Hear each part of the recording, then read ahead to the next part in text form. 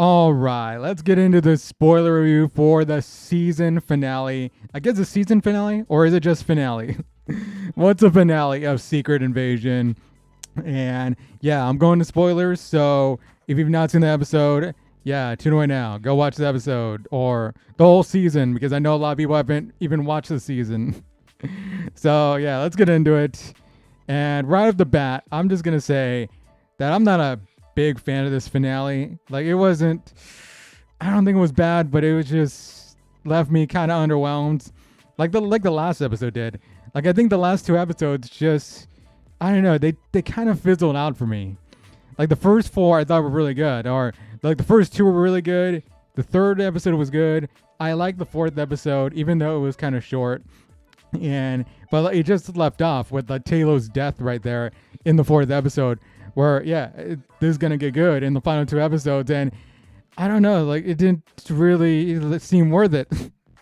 That death didn't seem worth it with these final two episodes being underwhelming to me.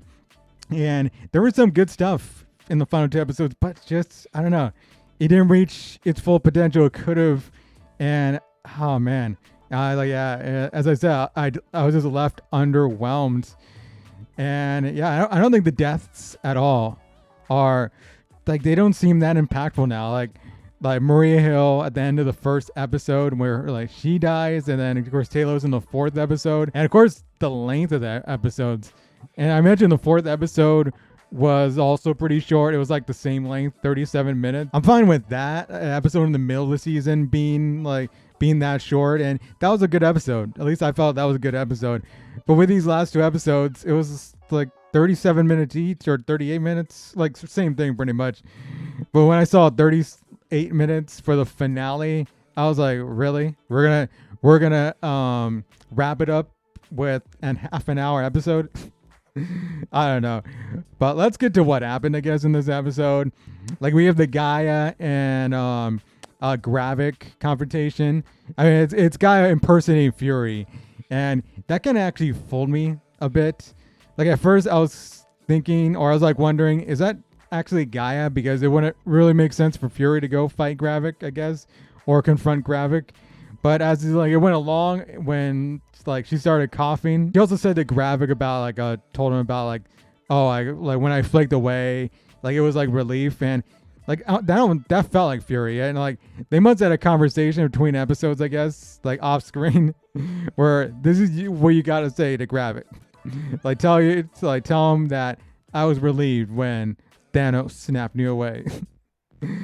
But it kind of fooled me a bit. But yeah, when we got Gaia turning to Fury, I was like, okay, I was kind of right the first time, but it kind of fooled me. Like it was both. Just to see the shot of Samuel Jackson, Nick Fury having the Hulk arm, and like that was pretty cool. Even though it was Gaia, even though it was Emilia Clarke, it wasn't really Emilia Clarke. It was Samuel Jackson still. But that was pretty cool to see that happen. And I don't know. The rest of the fight, though, I feel like the rest of the fight was by the numbers. It was cool to see the powers. Like, you got Hulk, you got, I think it was, Korg, you had Captain Marvel. Like, there's a shot where, Emilia Clarke, Gaia is turning into pretty much Captain Marvel. And she also has the Mantis, which I'm kind of thinking, okay, like, how does she know what her powers, do? Is there like a manual? Is there like a instructions or what are like a guide to what these powers do? Did Nick Fury give her a guide before he handed her like that little vial with all the powers in it? It came to the end of it when Gravik was killed just instantly. I don't know. I didn't really like that. I wished he got more of I don't know, just a better death instead of just being killed that instantly. Like he was a cool villain. I think Kingsley Benadier is a great actor, and he was a cool villain. Like they wrote him pretty well. I don't think he got enough to do in this season, and yeah, but he was cool because I think he was a little bit sympathetic because it was about him wanting the Skrulls to have a home and thinking Nick Fury failed them, and I can see that even though he became pretty much like a maniac, I could still feel where this sympathy that comes from him, and I don't know, I just feel like I want something else from his death scene. But his monologue was good when he was just yelling at Fury, or what he thought was Fury, who he thought it was Fury. His acting in that scene was great. The only problem was that it was kind of filmed awkwardly. least in my opinion, it just seemed kind of weird. It almost looked like a deleted scene from like bonus stuff you get from a movie. So that kind of took me out of it. But I still like the scene regardless because I think Kingsley Ben-Adir had a great like monologue right there. And also I saw on social media that people were pointing out that this is what the She-Hulk finale made fun of, like the fight scene, the whole CGI fight scene. So I saw that, I was like, okay, yeah. And I was also wondering at the hospital where all these Secret Servicemen were getting taken out, and I was thinking Sonya's not doing all of this. Like these Secret Servicemen are being pulled in the rooms after they get darted or whatever. So I was like, okay, yeah, Nick Fury's there. Nick Fury was there. And then Fury eventually kills Skrull Rhodey by just shooting him in the head with that confrontation involving the president. And like we see like the real Rhodey get set loose. And this is where I have my gripe about like Rhodey being captured, because we see that he's in his like gown, the same gown that looks like he has in like Captain America Civil War after he falls out of the sky and he's like becomes paraplegic. And man, I like what they're implying here of him being a Skrull since that moment in Civil War, or since I guess after Civil War. Like I guess they're implying that like Skrulls took him out of the hospital and like another Skrull, like that Skrull became Rhodey. And if that's how it's gonna go, then it does not make sense, and I do not like it at all. Like, because that takes away a lot from the emotion when like Tony Stark died, or any of their like times together in these movies, or even his conversation with Sam Wilson in Falcon and the Winter Soldier. It's just like, what? Like, what are we doing here? Like, I don't know. And I know like Skrulls get all like the, when they're hooked up, when their people they're impersonating are hooked up, they get all the memories. And but do they get the emotion too? Did they feel the emotion? Like, does this Skrull Rhodey feel like he's a best friend to Tony Stark, and that would get him to cry when Tony Stark died? Like, I don't what. I don't know. I hope this is like, I hope they retcon that out. I hope they just say that, okay, he just went in for another surgery like some other time, and they were like, that's when they got Rhodey. I don't know. And make that sometime after like Falcon and the Winter Soldier.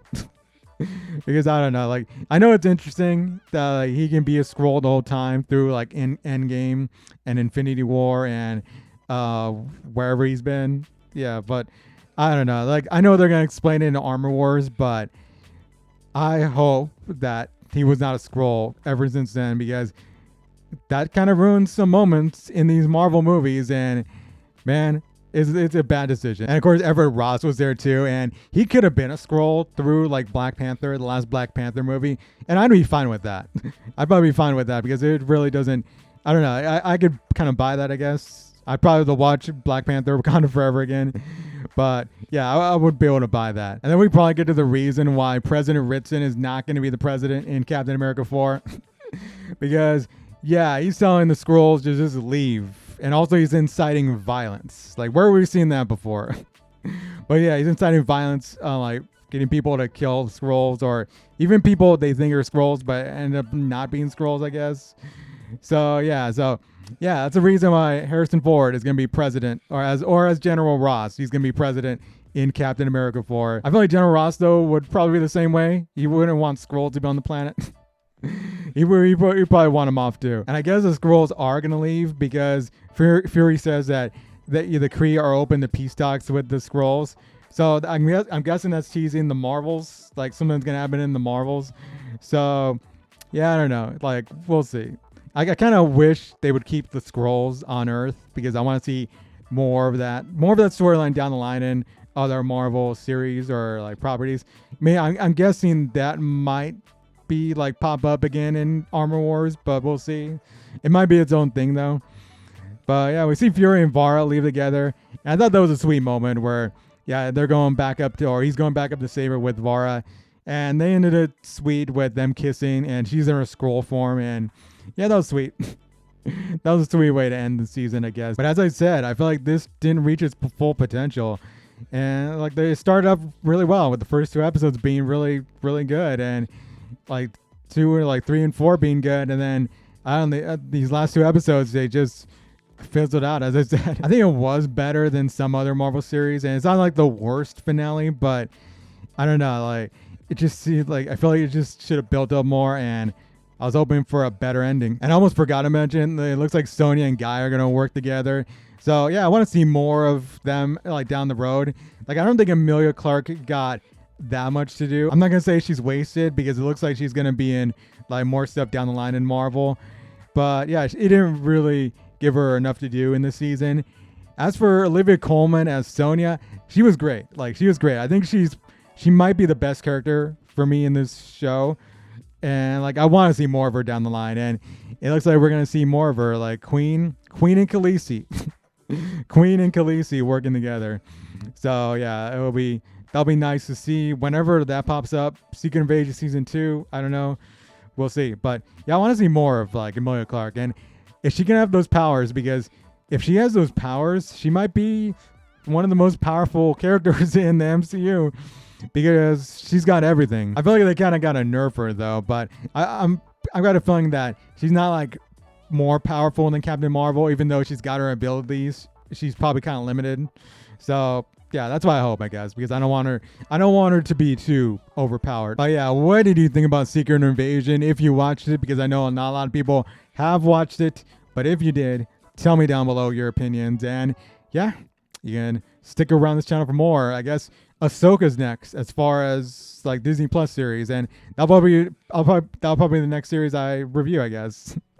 So yeah, let's go for Ahsoka. Hopefully that's better. All right. But yeah, until next time, see you all later. Rebel out.